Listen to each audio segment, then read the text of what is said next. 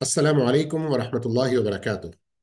الحمد لله والصلاة والسلام على رسول الله أما بعد.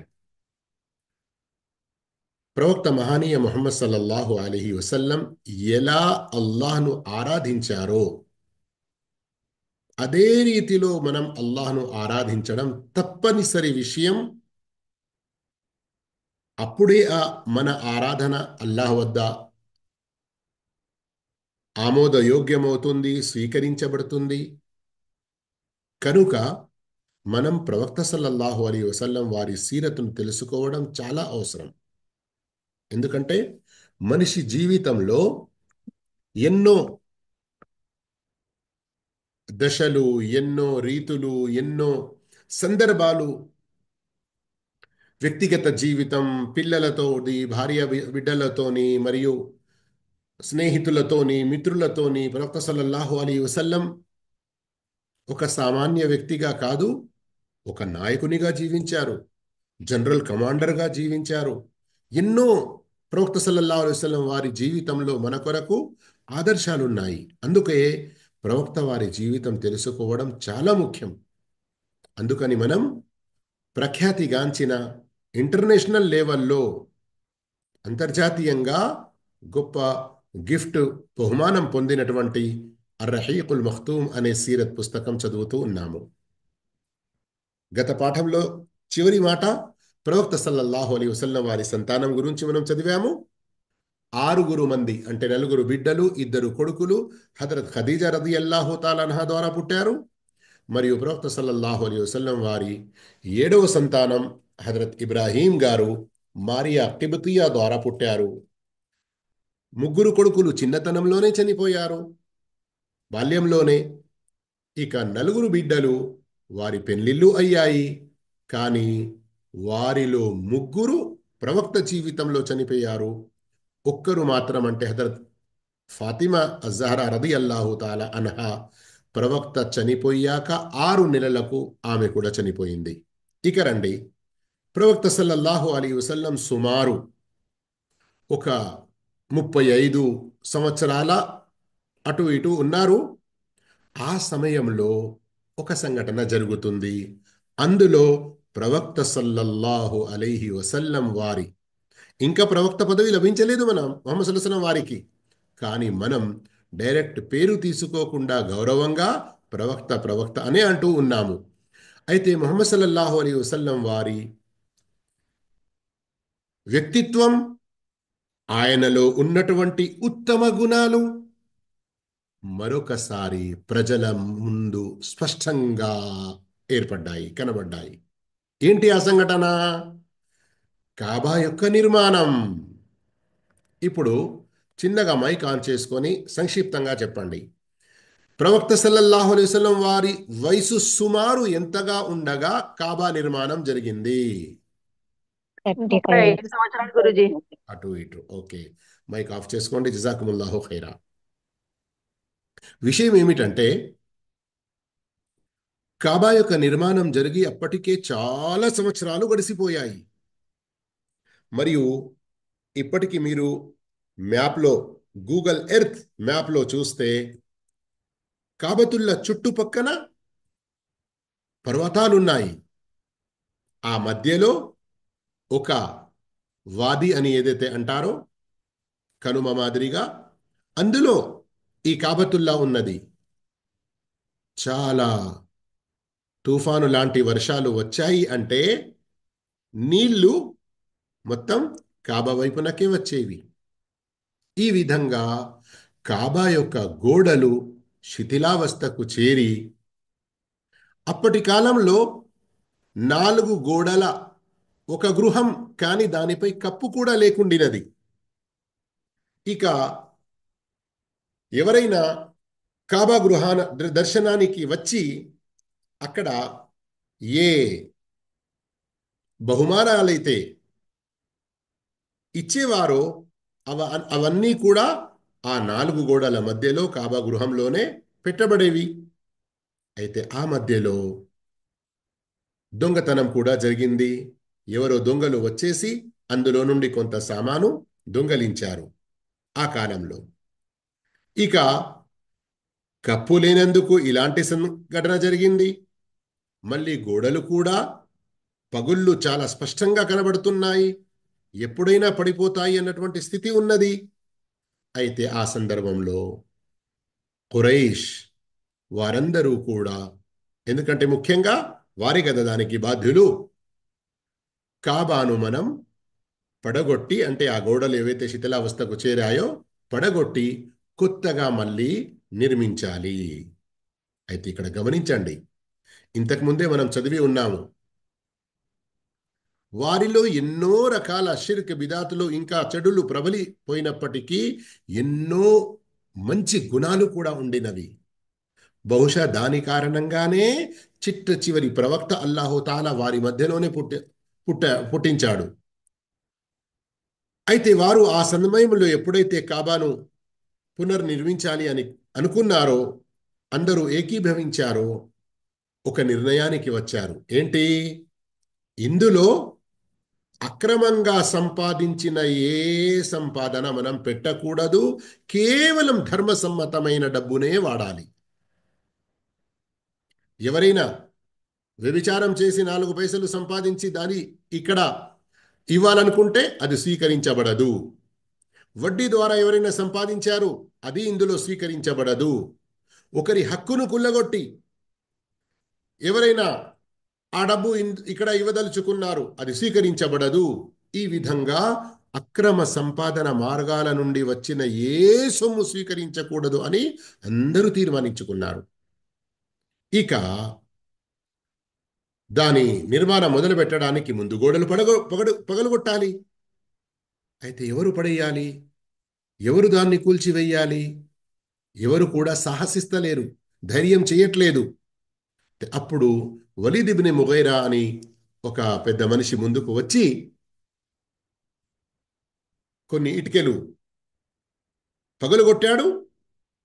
అతనిపై ఎలాంటి ఆపద రాలేనట్టుగా గమనించి అందరూ కూడా తమ వంతు చెయ్యి వేసి ఆ గోడలను ఇబ్రాహీం అలైహిస్సలాం వారి ఆ పునాదులు ఏవైతే ఉన్నాయో అక్కడి వరకు పడవేసి ఆ పునాదులపై మళ్ళీ కొత్తగా గోడలు లేపారు. సుమారు ఒక 15 మూరలు ఎత్తు పైకి లేపిన తర్వాత లోపల 6 లోపల 6 పెద్ద గుంజలు పిల్లర్ల మాదిరిగా పెట్టి దానిపై కప్పు వేశారు. అయితే ఇక్కడికి ఇంకా చేరుకోక ముందే ఇందులోనే ఒక గొడవ ఏర్పడింది. ఈ కప్పు 15 మూరల ఎత్తు గోడ తర్వాత విషయం, కానీ అంతకు ముందే ఒక గొడవ ఏర్పడింది. ఏంటి? సుమారు మీటర్న్నర, మీటర్ మరియు సగం మీటర్ ఎత్తు గోడలు లేసిన తర్వాత ఆ స్థలం అప్పుడు అక్కడ ఒక మూలకు హజరే అస్వద్ నల్ల రాయిని అమర్చాలి. అయితే అది చాలా గౌరవప్రదమైనది. అందుకని వారి మధ్యలో గొడవ వచ్చేసింది. ఈ హజరే అస్వద్ను దాని స్థానంలో ప్రతిష్ఠించే గౌరవం, ఔన్నత్యం మాకే దక్కాలి, అంటే మాకే దక్కాలి అని ప్రతి తెగవారు కోరడం వల్ల పరిస్థితి ఎంతకు దారుణం తీసింది అంటే, ఇక రక్తపాతం జరిగిపోతుందా ఈ శుభ స్థలంలో అని. అప్పుడు వారిలో మరో పెద్ద మనిషి అబూ ఉమయ్య అనే వ్యక్తి దానికి ఒక పరిష్కార మార్గం చూపాడు. ఏంటి? శ్రద్ధగా వింటున్నారు కదా? ఏంటి ఆ పరిష్కార మార్గం? రేపు ఉదయాన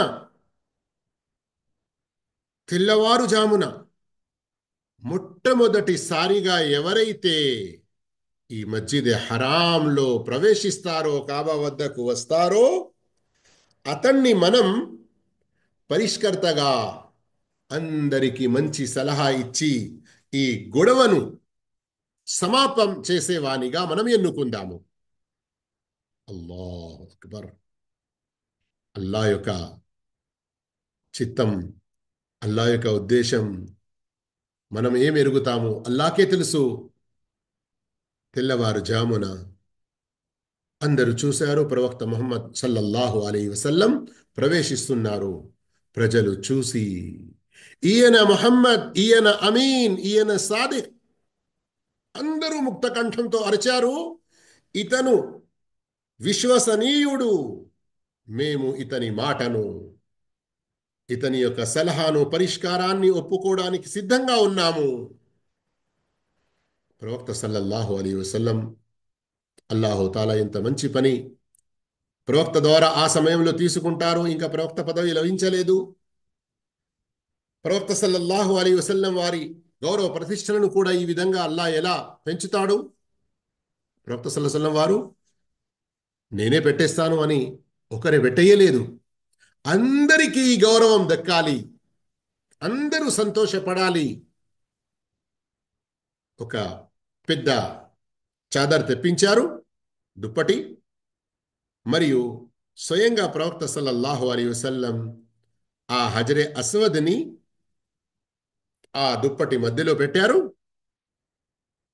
ఇక ఎంతమంది సర్దారులు, నాయకులు, తెగల నాయకులు మేమంటే మేము, మేమంటే మేము వాదులాటకు దిగారో వారందరినీ పిలిచారు.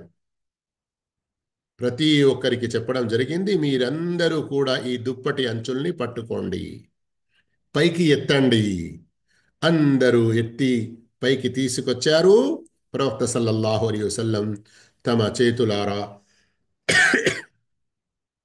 హజరే అస్వద్ను దాని స్థానంలో పెట్టేశారు. ఈ విధంగా ప్రవక్త సల్లల్లాహు అలైహి వసల్లం వారి ఈ తీర్పు ఎంతో సమంజసమైనది. మరియు అందరూ స్వీకరించి చాలా సంతోషించారు, చాలా గౌరవించారు కూడా. కానీ ఏం జరిగింది? కాబా నిర్మాణం పూర్తి కాలేదు ఇంకా. ఈ 15 మూరల గోడలు లేపి దానిపై కప్పు వేసే ఈ సమయం అయితే, అప్పుడు వారి వద్ద ధర్మసమ్మతమైన సొమ్ము సరిపోలేదు, తగ్గిపోయింది. ఇంకా వారి వద్ద ధర్మసమ్మతమైన సొమ్ము లేకుండి ఉంది. అయితే వారేం చేశారు?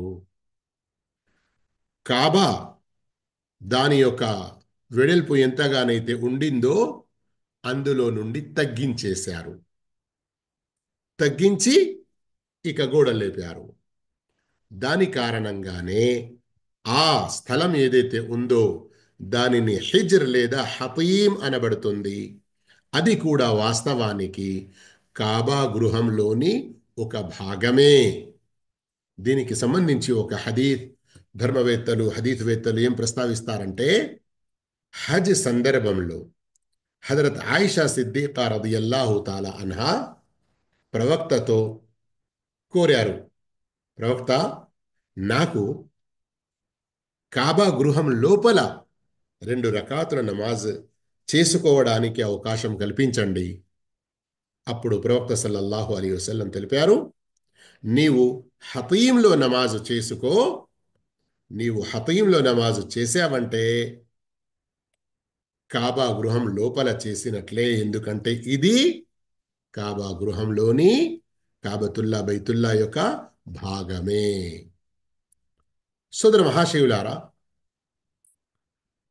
సోదరి మనులారా, ప్రియ విద్యార్థులారా, ఇక్కడి వరకు కాబా గృహం యొక్క సంఘటన, అందులో ఒక పెద్ద గొడవ దేనిలోనైతే రక్తపాతాలు జరిగేవో ఏ విధంగా పరిష్కరించడం జరిగింది అన్న విషయం మీ ముందుకు వచ్చింది.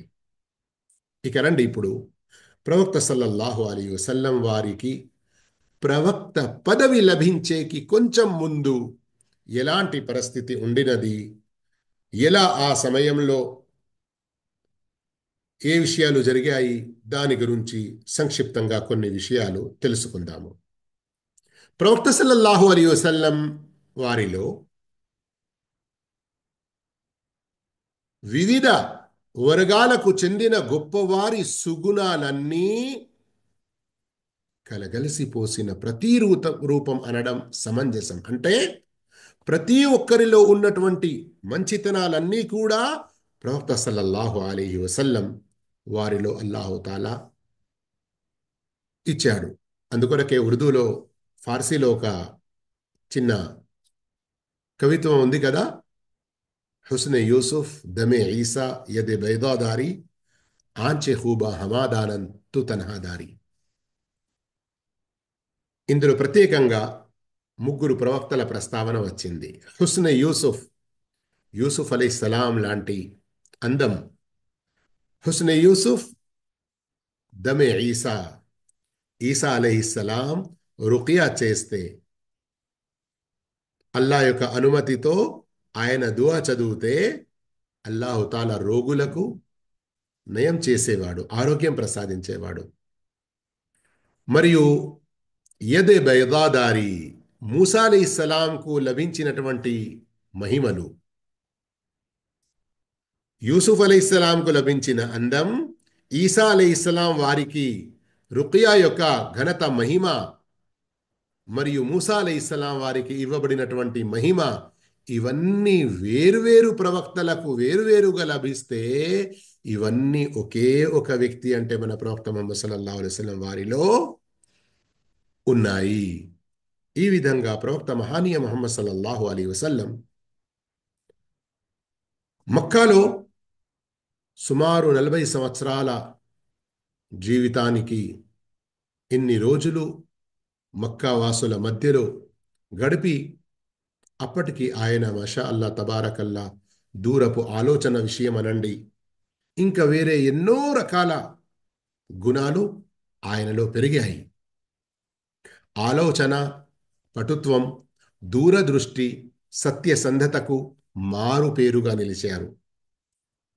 చురుకైన బుద్ధి కుశలత, దృఢచిత్తం, లక్ష్య సాధన, ధైర్యం లాంటి సుగుణాలు అధికంగానే వారికి అబ్బాయి. తన సుదీర్ఘ మౌనం ద్వారా ఆలోచన లోతుల్లోనికి వెళ్ళి శాశ్వత పరిష్కారాన్ని, సత్యాన్ని అన్వేషించే ప్రయత్నం చేసేవారు. జీవితం యొక్క పరమార్థం ఏమిటి, దీన్ని గ్రహిస్తూ ప్రజల వ్యవహారాలను, సమాజాల స్థితిగతులను అధ్యయనం చేస్తూ వచ్చారు. ఈ ప్రజలు ఏ మూఢచారాల్లో జీవితం గడుపుతున్నారో, వారి యొక్క జీవితాల్లో ఏ దురాచారాల్లో మునిగిపోయి ఉన్నాయో, వాటి గురించి ఓ రకమైన అసహ్యం ప్రవక్త సల్లల్లాహు అలైహి వసల్లం వారికి ఏర్పడింది. అందుకే వీటన్నిటికీ దూరంగా ఉంటూ ప్రవక్త సల్లల్లాహు అలైహి వసల్లం అన్ని రకాల చెడులకు సమాప్తి, స్వయం దూరం ఉండడమే కాకుండా ప్రజల్లో నుండి అవి ఎలా దూరం కావాలో ఆలోచించడం మొదలుపెట్టారు. అందుకనే ప్రవక్త సల్లల్లాహు అలైహి వసల్లం కాబతుల్లా లాంటి అల్లా యొక్క పవిత్ర గృహంలో 300కు పైగా, ఆ లోపల బయట అంతా కలిసి 300కు పైగా విగ్రహాలు ఉన్నప్పటికీ ఏ ఒక్క రోజు ఏ విగ్రహాన్ని తాకలేదు, ముట్టుకోలేదు. ఏ విగ్రహం పట్ల అవిశ్వాసులు, ముష్రికులు, బహుదైవారాధకులకు ఉన్నటువంటి భావన ప్రవక్తలు ఏమాత్రం లేకుండినది. అంతేకాదు ఆ సమాజంలో ఉన్నటువంటి కొన్ని చెడు గుణాలు, ప్రత్యేకంగా మద్యం గురించి ఇంతకుముందే మనం చెప్పుకున్నాము. మద్యం మత్తులో కొందరు ఎక్కువ దాన ధర్మాలు చేసేవారు గనక దాన్ని ఒక మంచి విషయంగా కూడా భావించేవారు కొందరు. కానీ ప్రవక్త సల్లల్లాహు అలైహి వసల్లం ఎన్నడూ దానిని ముట్టుకోలేదు. అలాంటి సమావేశాల్లో ఎక్కడైతే మద్యం త్రాగబడేదో ప్రవక్త సల్లల్లాహు అలైహి వసల్లం ప్రవేశించేవారు కూడా కాదు. అంతేకాదు ఆనాటి కాలంలో ప్రజలు అల్లాహ్ పుట్టించినటువంటి జంతువులను వారి యొక్క విగ్రహాల ముందు బలి ఇచ్చేవారు.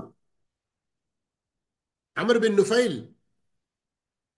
ఆనాటి కాలంలో ఏకైక సృష్టికర్త అయిన అల్లాహ్ను మాత్రమే నమ్మి ఆయన ఆరాధనలోనే ఉన్నవారు. కానీ అప్పటికే ఇబ్రాహీం అలైహిస్సలాం, ఇస్మాయిల్ అలైహిస్సలాం వారి బోధనల్లో చాలా మార్పులు వచ్చేసి ఆయన తికమికగా ఎలా అల్లాను ఆరాధించాలి అని చాలా బాధపడుతూ ఉండేవారు. కానీ ఎవరు? అమర్ బిన్ నుఫైల్. కానీ ఆయన ఏ ఒక్క రోజు కూడా షిర్కు పాల్పడలేదు. అంతేకాదు కాబాకు ఆనుకొని కూర్చుండేవారు. అటు ప్రజలు వచ్చి విగ్రహాల ముందు బలిదానాలు ఇస్తూ ఉంటే, ఓ ప్రజలారా, మీరు ఈ మేకలను ఏదైతే ఇక్కడికి తీసుకొస్తున్నారో, ఈ మేకలను పుట్టించిన వాడెవడు? అల్లాని నమ్ముతున్నారు కదా మీరు కూడా. ఆ మేకలు ఇంకా ఇతర జంతువులు తినడానికి మేత పుట్టించిన వాడెవడు? అల్లాయని నమ్ముతున్నారు కదా.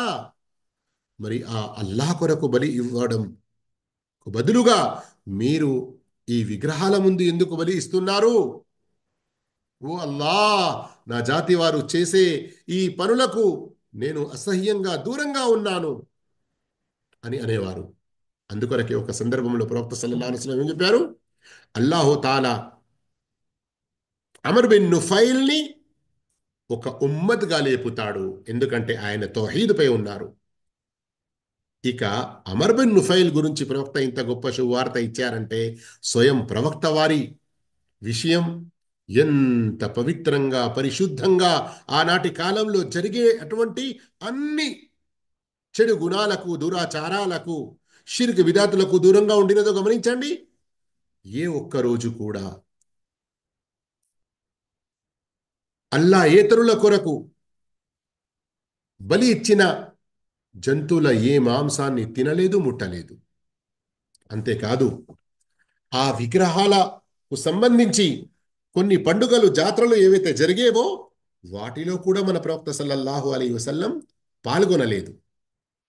ఈ విధంగా ఇంత పవిత్రంగా, పరిశుద్ధంగా జీవితం గడిపారు మన ప్రవక్త ముహమ్మద్ సల్లల్లాహు అలైహి వసల్లం. కొంచెం ఒక్క క్షణం.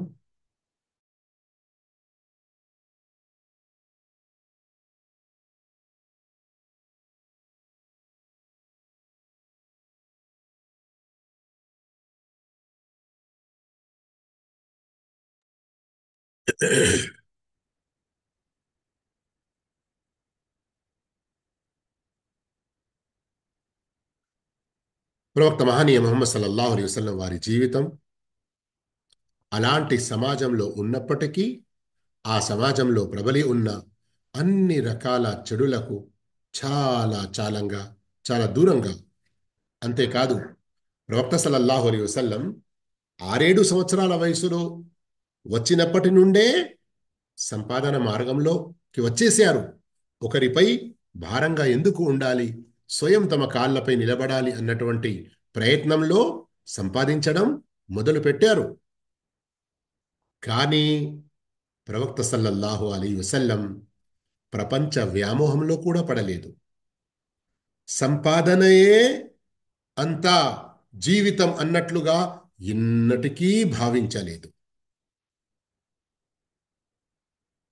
ప్రవక్త మహానీయ ముహమ్మద్ సల్లల్లాహు అలైహి వసల్లం వారికి ప్రవక్త పదవి లభించక ముందు కొన్ని ఏర్పాట్లు అక్కడ ఎలా జరిగాయి అంటే, ప్రవక్త మహానీయ ముహమ్మద్ సల్లల్లాహు అలైహి వసల్లం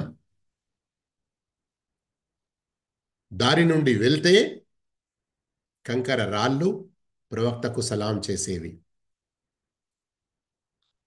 ఇలాంటి ఈ కొన్ని విషయాలు ప్రవక్త సల్లల్లాహు అలైహి వసల్లం వారికి ఇక ప్రవక్త పదవి లభించబోతుంది అన్నటువంటి సూచనలుగా కూడా జరిగాయి. ఇంతకుముందే మీరు చదివారు, ప్రవక్త మహానీయ ముహమ్మద్ సల్లల్లాహు అలైహి వసల్లం కంటే ముందు అజ్ఞాన కాలంలో ఖురైషుల యొక్క కొన్ని దుర్మార్గాల వల్ల వారు ఇచ్చిన బట్టల్లోనే తవాఫ్ చేయాలి, లేదా అంటే నగ్నంగా తవాఫ్ చేసేటువంటి పరిస్థితి కూడా ఏర్పడింది.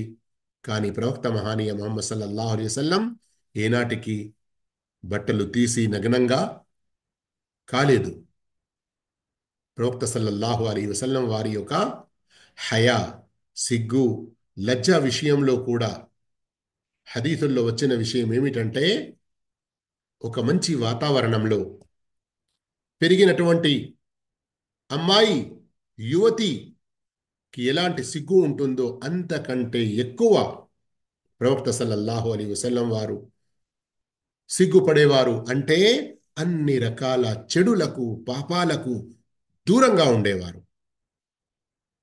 ఇలాంటి ఈ సద్గుణాల వల్లనే ప్రవక్త మహానీయ ముహమ్మద్ సల్లల్లాహు అలైహి వసల్లం అమీన్, సాదిక్ అన్న బిరుదుయే కాకుండా ఆయనలో ఉన్నటువంటి ఉత్తమ గుణాలను స్వయంగా 20 సుమారు 15 సంవత్సరాల జీవితం తోడు గడిపినటువంటి పవిత్ర భార్య ఉమ్ముల్ ముమినీన్ హజరత్ ఖదీజా రదియల్లాహు తాలా అన్హా గ్రహించారు. ఏంటి విషయం? ఎప్పుడైతే ప్రవక్త పదవి లభించి మొదటిసారిగా ముహమ్మద్ సల్లల్లాహు అలైహి వసల్లం జిబ్రీల్ అమీన్ను చూశారో, కలిశారో, ఆ తర్వాత ఆయనలో ఒక భయం ఏదైతే ఏర్పడిందో, వచ్చి ముందు కొంత విశ్రాంతి తీసుకున్న తర్వాత ఖదీజా రదియల్లాహు అన్హాకి ఏం చెప్తారు? నాకు నా ప్రాణ భయం కలుగుతుంది. అప్పుడు పూర్తి సంఘటన విన్నాక హజరత్ ఖదీజా రదియల్లాహు తఆలా ఇంత గొప్ప ధైర్యం ఇచ్చారు. లేదు లేదు, అల్లాహ్ సాక్షిగా ముమ్మాటికి అలా జరగదు. మీలాంటి వారు, మీరు ఎవరికైతే ఎలాంటి సహాయం అవసరం ఉన్నదో ఆ సహాయం మీరు వారికి అందించేవారు, వ్యాధిగ్రస్తులను పరామర్శించేవారు, ఆపదల్లో చిక్కుకున్న వారిని ఆపదల్లో చిక్కుకున్న వారికి ఆసరాగా నిలబడేవారు, మరియు నిరుపేదలకు సహాయం చేసేవారు, వచ్చిన అతిథులను సత్కరించేవారు, సత్య మార్గంలో ఎవరిపై ఏ కష్టం వచ్చినా గాని వారికి అండదండగా ఉండి సహాయకులుగా నిలిచేవారు. మీరు ఇలా భావించకండి. ఎన్నటికీ మీకు ప్రాణభయం, ఇలాంటి ఏదైనా నష్టం జరుగుతుందని నేను అనుకోను. అంటే మీరు గమనించండి ప్రవక్త వారిలో ఎంత ఉన్నత సుగుణాలు ఉన్నాయో. అందుకొరకే ప్రియ విద్యార్థులారా, ప్రవక్త మహానీయ ముహమ్మద్ సల్లల్లాహు అలైహి వసల్లం వారి చరిత్ర, మరి ప్రవక్త వారి యొక్క చరిత్రకు సంబంధించి ఇలాంటి ఈ విషయాలు మనం చదువుతున్నప్పుడు మనలో ప్రవక్త మహానీయ ముహమ్మద్ సల్లల్లాహు అలైహి వసల్లం వారి ఉత్తమ గుణాలు రావడానికి, మనం వాటిని అవలంబించడానికి పూర్తి ప్రయత్నం చెయ్యాలి. ఇందులోనే మన యొక్క ఇహ పరలోకాల మేళ్ళు ఉన్నాయి.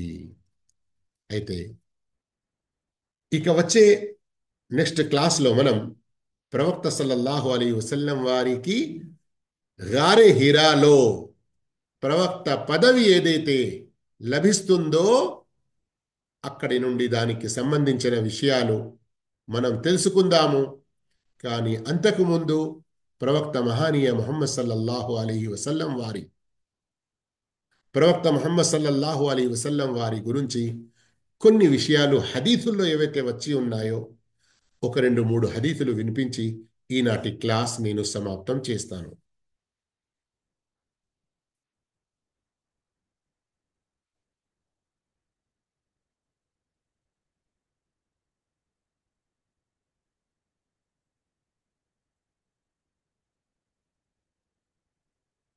జాబీర్ బిన్ సమురా రదియల్లాహు తనను ఉల్లేఖించారు. సహీ ముస్లింలో వచ్చినటువంటి హదీస్ ఇది. హదీస్ నంబర్ 2277. ప్రవక్త సల్లల్లాహు అలైహి వసల్లం తెలిపారు, ప్రవక్త పదవి లభించిన తర్వాత ఒక సందర్భంలో ఏమని, ఇన్నీ లఅరిఫు హజరన్ బిమక్క కాన యుసల్లిము అలయ్య కబ్ల అన్ ఉబ్అత్ ఇన్నీ లఅరిఫుహుల్ ఆన్. మక్కాలో ఒక రాయి నాకు తెలుసు, ఒక బండరాయి నాకు తెలుసు. నాకు ప్రవక్త పదవి లభించేకి ముందు ఆ బండరాయి నాకు సలాం చేస్తూ ఉండేది. ఇప్పటికీ కూడా నేను దానిని గుర్తుపడతాను. ఇది సహీ ముస్లింలో వచ్చినటువంటి హదీద్. మరియు ప్రవక్త సల్లల్లాహు అలైహి వసల్లం వారి ప్రవక్త పదవి లభించక ముందు సమాజంలోని ఈ పరిస్థితులన్నిటినీ గమనించాక ప్రవక్తలో ఏకాంతం అనేది, అంటే ఒంటరిగా ఉండి అల్లాహ్ విషయంలో, అంటే అల్లాహ్ యొక్క సృష్టిలో ఆలోచించేటువంటి గుణం ఏర్పడింది. అందుకొరకే ప్రవక్త సల్లల్లాహు అలైహి వసల్లం గారే హిరా అన్న ఆ గుహలోకి వెళ్ళేవారు. ఈ గుహ యొక్క ప్రత్యేకత ఏమిటో తెలుసా? కాబతుల్లా యొక్క చుట్టుపక్కన ఎన్నో పర్వతాలు ఉన్నాయి అని మనం తెలుసుకున్నాము. కానీ ఈ కొండ మరియు ఇందులో ఉన్న ఈ గుహ యొక్క ప్రత్యేకత ఏమిటంటే, ఇప్పుడైతే చాలా ఎత్తైన కట్టడాలు కట్టారు గనక కనబడదు కావచ్చు, కానీ ఆనాటి కాలంలో ఆ గుహ వద్దకు చేరుకున్నారంటే అక్కడి నుండి కాబతుల్లా మరియు కాబతుల్లా ఏ మూలలో హజరే అస్వద్ ఉన్నదో అది కూడా కనబడేది. ఆ సైడ్లోనే ఆ గారె హిరా అనేది ఉన్నది.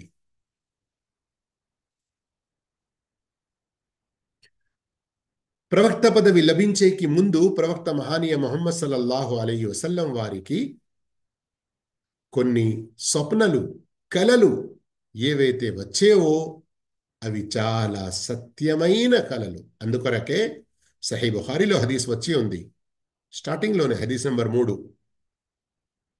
أول ما بدأ به رسول الله صلى الله عليه وسلم من النبوة الرؤيا الصادقة فكان لا يرى رؤيا في نومه إلا جاءت كفلق الصبح حتى مضت على ذلك 6 أشهر ثم بدأ بالوحي. ప్రవక్త సల్లల్లాహు అలైహి వసల్లం వారికి ప్రవక్త పదవి లభించేకి ముందు సుమారు 6 నెలల నుండి మంచి స్వప్నలు, స్వచ్ఛమైన సత్యమైన స్వప్నలు కనబడేవి. ఎంత సత్యమైనవి అంటే ఉదయం మేల్కొన్న వెంటనే ఇక సూర్యోదయం జరుగుతుందని ఎంత నమ్మకమో అంతటి స్పష్టమైన సత్యంతో కూడిన స్వప్నలు వచ్చేవి. ఇవి ప్రవక్త పదవి కంటే ముందు కొన్ని రకాల సూచనలు అని ధర్మవేత్తలు చెబుతున్నారు. అయితే సోదర మహాశైలారా, సోదరి మనులారా, ఈరోజు అల్హమ్దులిల్లా మీరు ఏదైనా ప్రశ్నించాలనుకుంటే మీ వద్ద సమయం ఉన్నది, ప్రశ్నించవచ్చును. ఈనాటి మన ఈ సీరత్ క్లాస్ ఇంతటితో సమాప్తం చేస్తున్నాము. ఇన్షా అల్లా వచ్చే క్లాస్లో ప్రవక్త పదవి ఎలా లభించింది, ఏ రోజుల్లో ఏ తారీఖున ఏ మొదటి ఆయత అవతరించింది, ఆ వివరాలు తెలుసుకుందాము ఇన్షా అల్లా. అస్సలాము అలైకుం వరహ్మతుల్లాహి వబరకాతుహు.